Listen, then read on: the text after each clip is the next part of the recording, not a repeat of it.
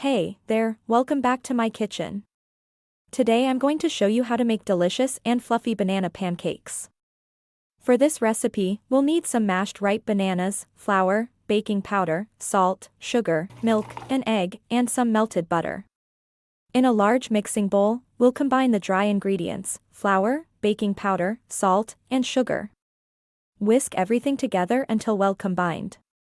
In another mixing bowl, we'll add the mashed bananas, egg, milk, and melted butter. Mix everything well until it forms a smooth and creamy mixture. Next, we'll add the wet mixture to the dry ingredients and stir everything together until just combined. Be careful not to overmix the batter, as it can make the pancakes tough. Now, we'll heat a nonstick pan over medium heat and grease it lightly with some butter. Using a ladle, we'll pour the batter onto the pan to make small pancakes. Cook for a minute or two on each side, or until they turn golden brown. Serve the pancakes with your favorite toppings like maple syrup, whipped cream, or fresh berries. And there you have it, delicious and fluffy banana pancakes that are perfect for breakfast or brunch. Enjoy!